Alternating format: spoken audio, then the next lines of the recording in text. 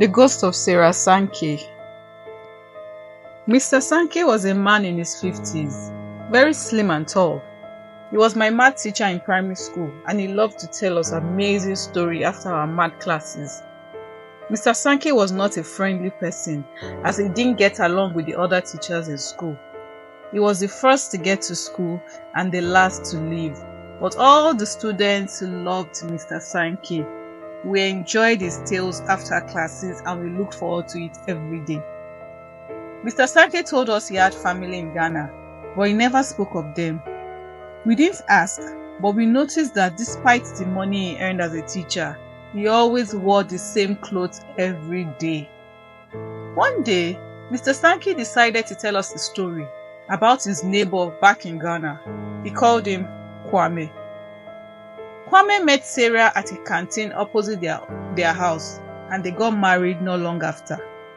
Sarah was the most beautiful woman Mr. Sankey had ever laid eyes on. And when Kwame brought her to the compound, everyone admired her beauty.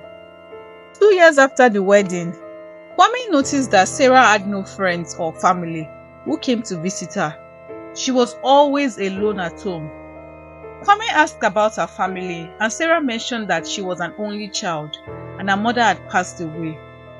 When Kwame asked about her village and her uncles and elders, Sarah said that her father's family didn't like her mother, so she stopped visiting her village. She promised Kwame she would take him there soon.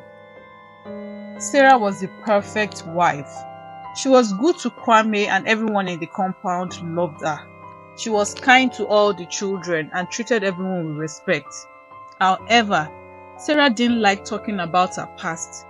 When someone asked her about where she went to school or who her close friends were, she would try to avoid the topic. People noticed, but no one forced her to talk about it. Mr. Sankey admired Sarah from afar and prayed for a wife like her. Sarah decided to open a salon on the street over from their home. She had many customers and was known for being incredibly fast at making people's hair. She was never tired, and she worked alone, enjoying the quietness and lack of distraction. People often praised how quickly she could do their hair. One day, a new mother named Yvonne came to the salon with her baby. As soon as the baby entered the shop, he started crying uncontrollably. Yvonne was confused because her baby never cried like that.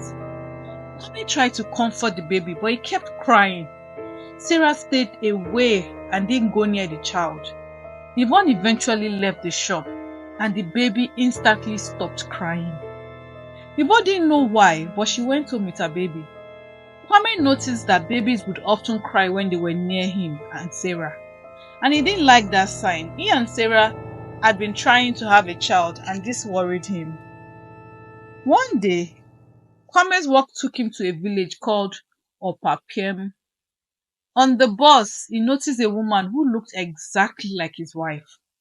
He couldn't stop looking at her, and when he got off the bus, he approached her and said, "Mama, you look so much like my wife."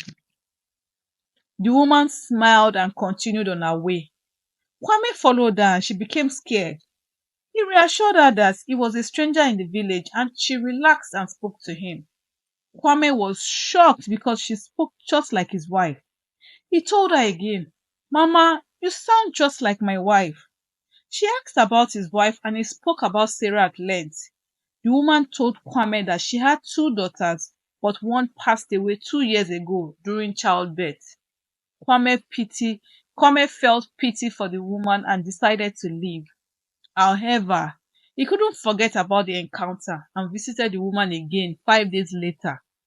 When he returned home, he told Sarah about what had happened.